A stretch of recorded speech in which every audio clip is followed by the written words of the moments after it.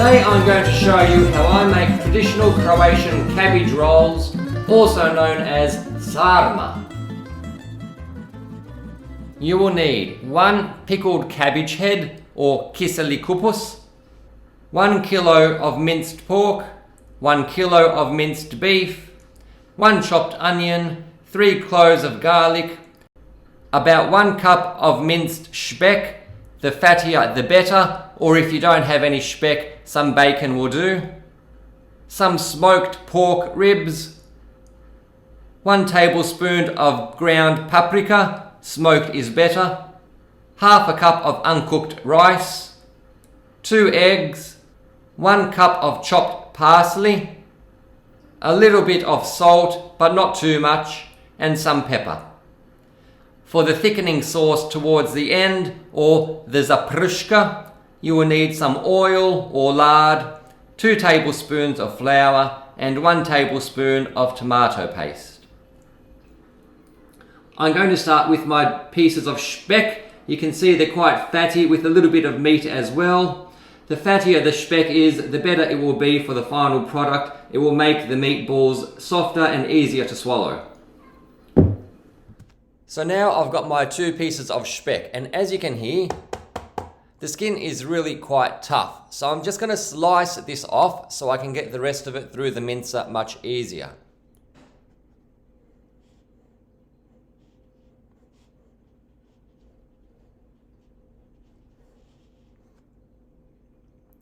And then I'll do the same with the other piece. I'm not going to throw these away, I'll use them later. Now for the remaining špek, I'm just going to chop it up into cube-sized pieces.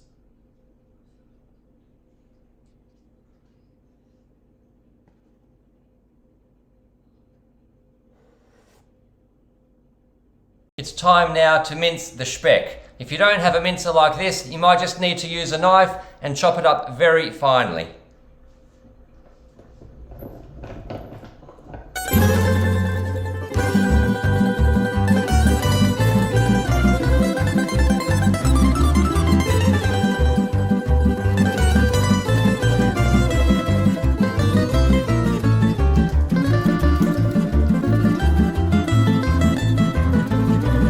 There you have it, our minced špek. So here I've got the pork, the beef, and the špek. Actually, it's a veal. I think veal has a better flavour than the beef. And I'm just going to take half of each and about half of the špek as well. So I've heated up my fry pan here now. And I'm just going to take these 3 portions of meat and fry them up just halfway through, not too much. This is so it softens up the texture of the meat a little bit, so the final meatballs are not too hard when you're eating them. So I'll put in my lard first, not my lard, I'll put in my... So I've just put in the špek first because it's quite fatty, just to get some of that fat into the pan.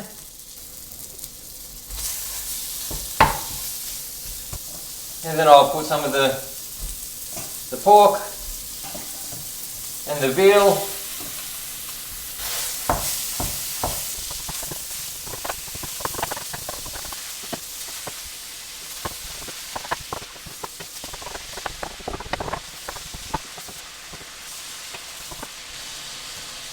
And that's probably good now. So it's still quite pink, but some of it's about 50% starting to brown up a little bit, and I'll just take that off the heat and I'll leave that aside there in the fry pan for the next stage. Next I'm going to finely chop about a cup worth of parsley.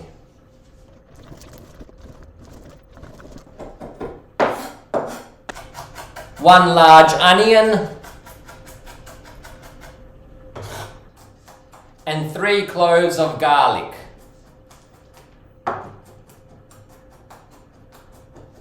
Since I don't have a mixing bowl large enough, I'm just going to do it all here on the bench top. So first of all, the semi-fried meat, which I prepared earlier, and the remaining meat, which was not fried at all.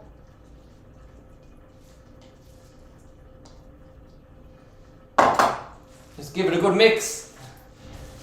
It's good to mix this for a couple of minutes to make sure that the meat all sticks together. Otherwise it might all crumble and fall apart when you're eating it.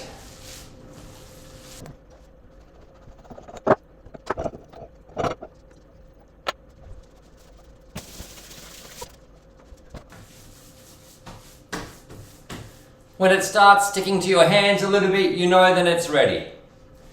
Now we're going to throw in our other ingredients, the onions, the garlic,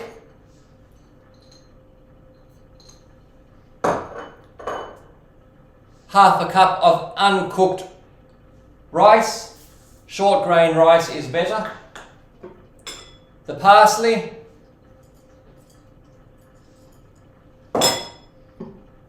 2 eggs,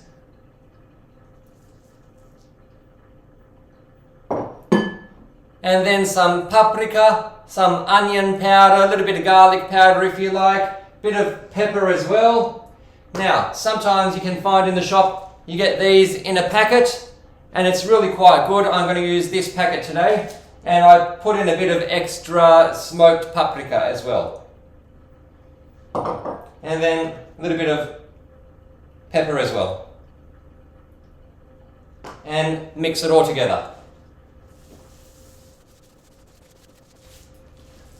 I don't normally put in any extra salt because the špek is salty enough, and the pickled cabbage head that we're going to be using later is very salty in itself. Plus I think there's a little bit of salt in that packet, so I don't think it needs any extra salt, otherwise it's going to be too overpowering.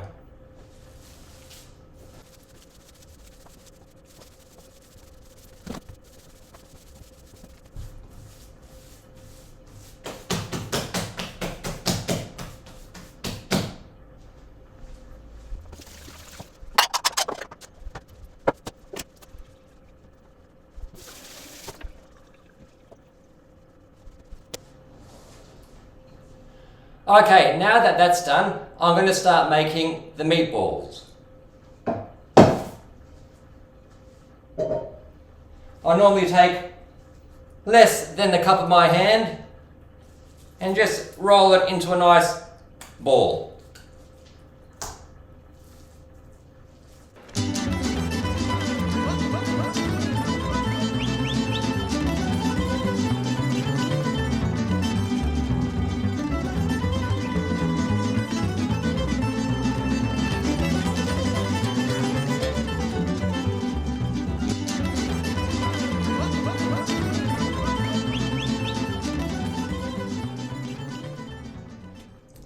Now it's time to separate the cabbage leaves. I like to buy these bags of prepared pickled cabbage. I think they're very good quality. I've tried making my own pickled cabbage in the past and they've never been very good. That's why it's much easier just to buy a ready-made pickled cabbage. Now, one of these cabbages will give you about 15 or so really good cabbage leaves. For the amount of meatballs I have, I might not have enough, so that's why today I have 2 pickled cabbages.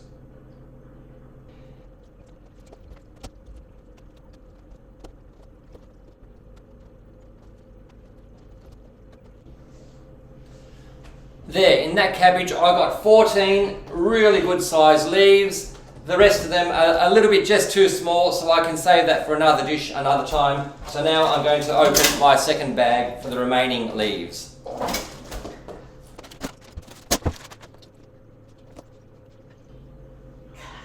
I've just discovered this one has quite a big cut in it already, but we'll make do.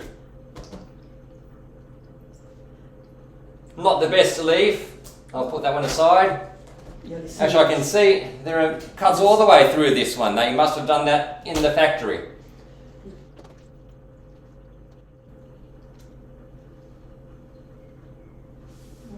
Good.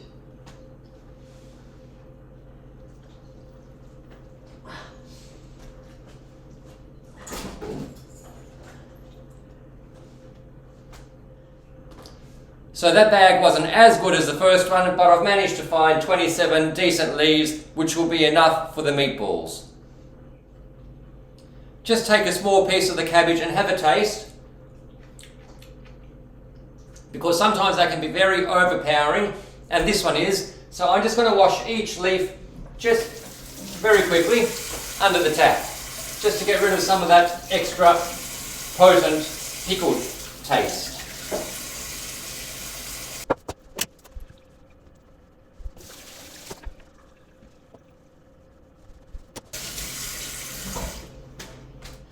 Now it's time to start rolling the meatballs into the cabbage leaves. Take your first leaf, and we're going to cut out this stem from the middle. It is really very strong, that stem, and you don't want that overpowering flavour to ruin your sarma. So just cut it out and discard it. Take your first meatball, roll it into a sausage shape. Stick it in the middle of your leaf. Now there are many ways to roll leaves, but this is the way I do it. I take one side, flip it over, the other side, flip it over. I flip the edges inside, and that one as well, and then I roll it. And there you have one ready sarma for the pot.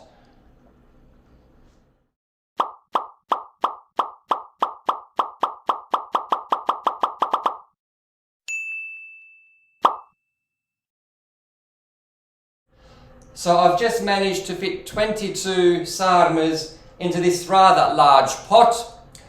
The remaining 5 sarmas I will need to cook in a separate pot. Now if you haven't got something this large, I suppose you can use a smaller pot and just layer them on top of each other.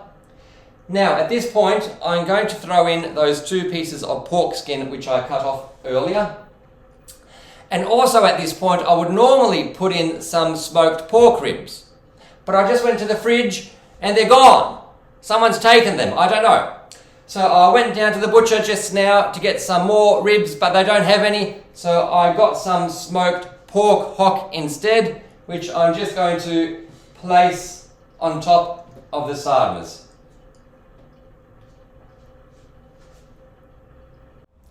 Because we have such a large pot, we can't use the stove tops in the kitchen because they're way too small. So we have this special oven which we use especially for our sarma pot. So once that's on top, I'm just going to pour in some water just to cover the sarmas and maybe a little bit above.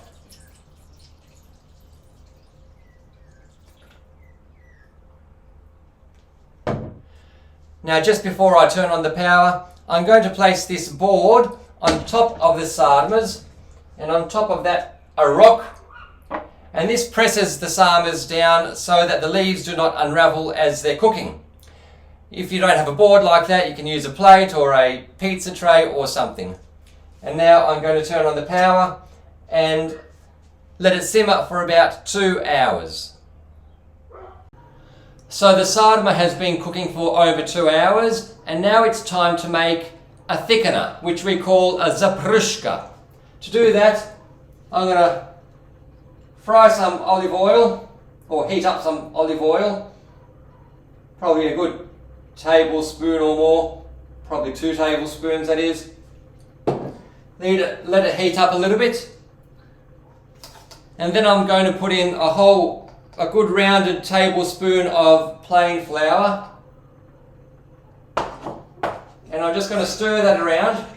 And I'm going to fry this until it turns a nice golden brown.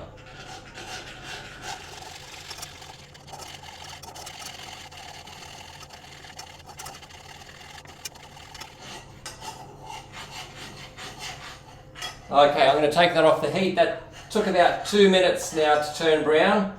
I'll just turn this heat down. And now I'm going to add a good heaped tablespoon of tomato paste as well, and I'll mix that in and just mix it around and let that fry for a few moments as well.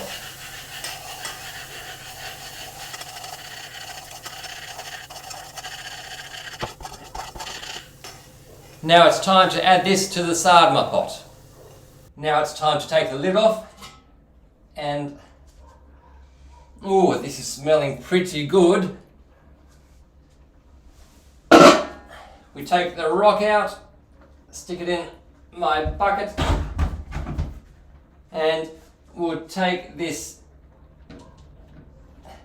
board out as well, and we'll stick that in the bucket as well so it doesn't drip everywhere. And now we take the zaprška, and I'm just going to take bits of it and stick it around the dish, wherever I can find a bit of space in between the sarmas. And I can see that the water has dropped down a bit, so I'm just going to top that up a tiny little bit before I put that lid back on. So you can see here where I've placed the zaprška in between gaps, and you've got the pork hock as well sitting on top there.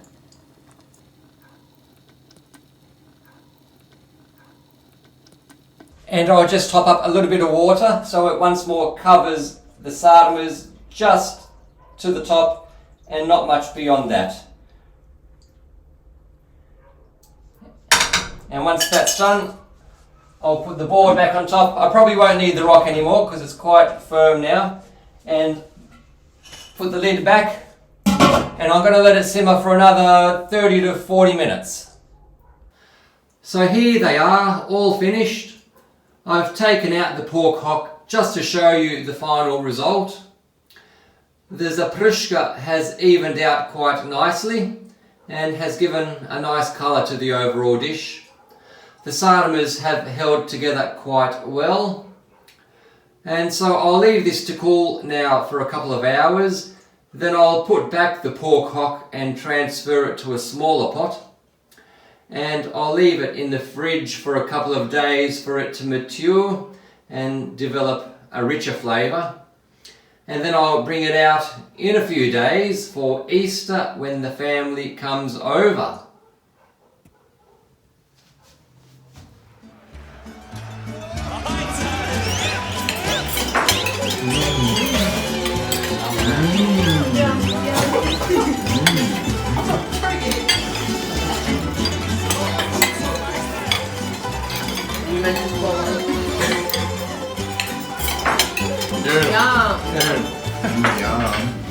Mi smo momci veseli, srce naše tuče, kad žica na buče. Mi smo momci veseli, srce naše tuče, kad žica na lege šuče. Otvořeno kapiju, srce naša, Delicious.